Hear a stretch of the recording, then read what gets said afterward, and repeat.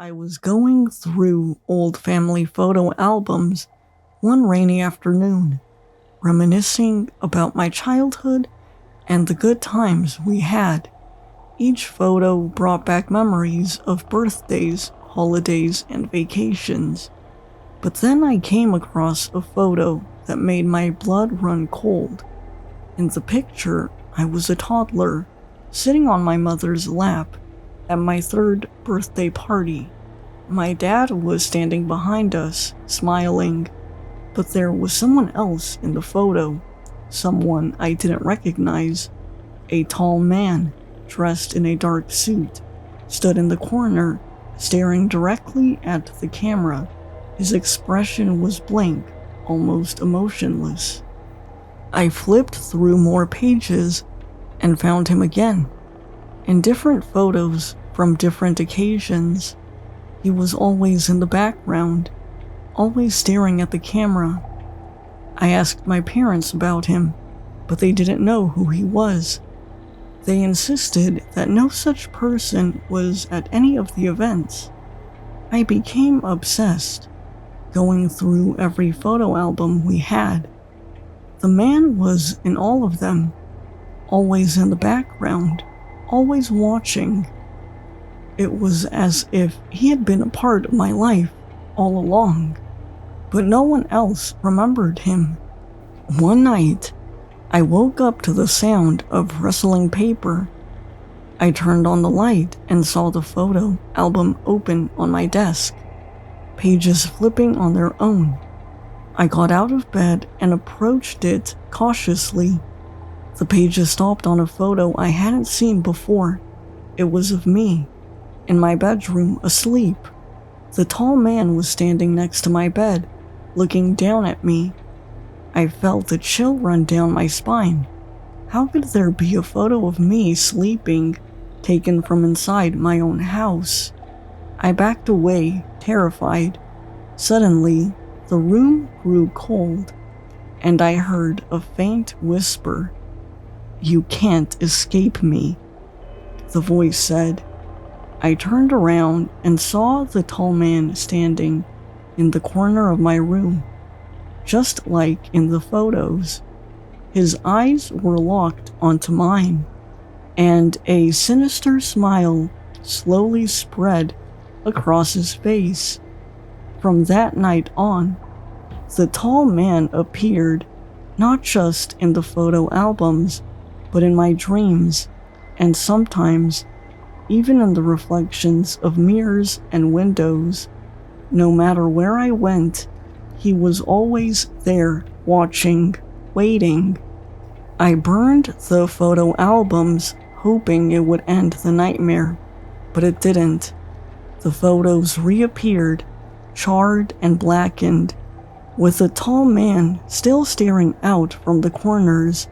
It was then I realized that he wasn't just a part of my past, he was a part of me, and there was no escaping him. One night, I woke up to find the tall man standing at the foot of my bed. He leaned in close, his breath cold against my face. "You belong to me now," he whispered.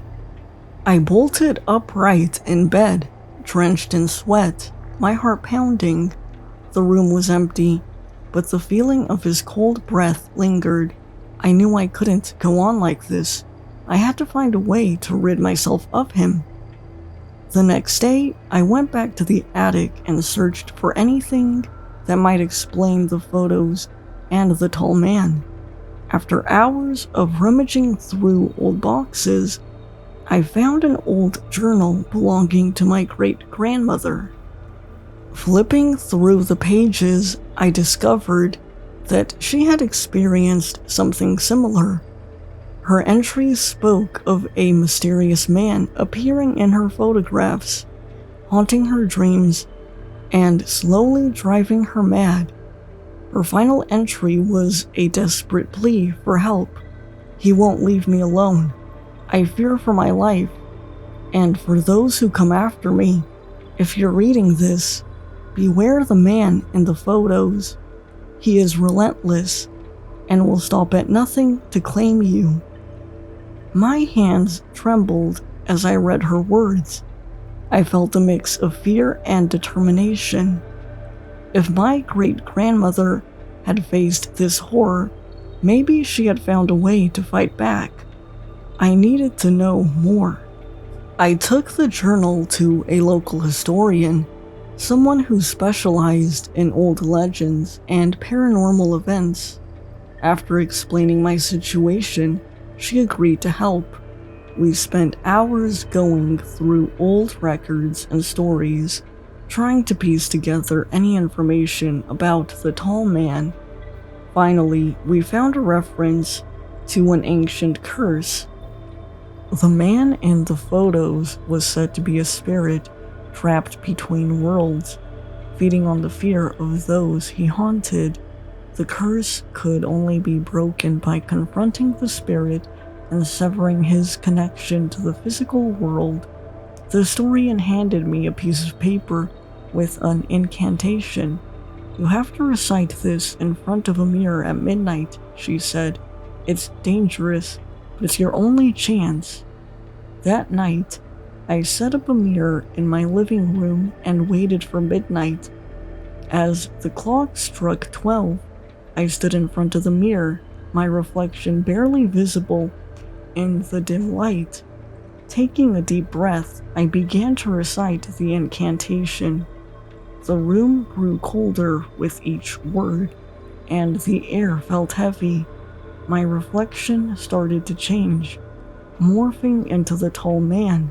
His eyes glowed with malice, and a sinister smile spread across his face. "You cannot banish me," he hissed. "I am part of you now."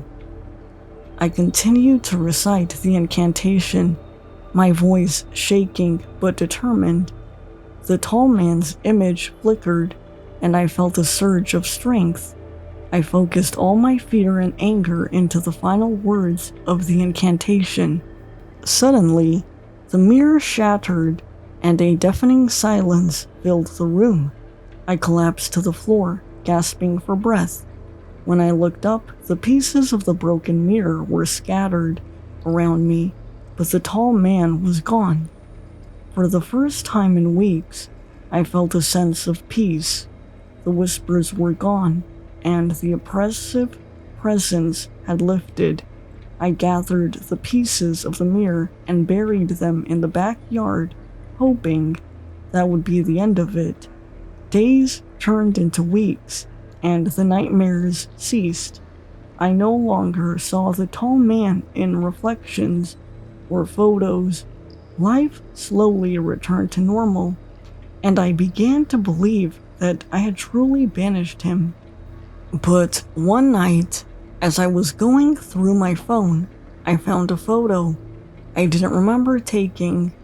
It was a picture of my bedroom, and there, in the corner, was the tall man, his eyes glowing and a smile on his face.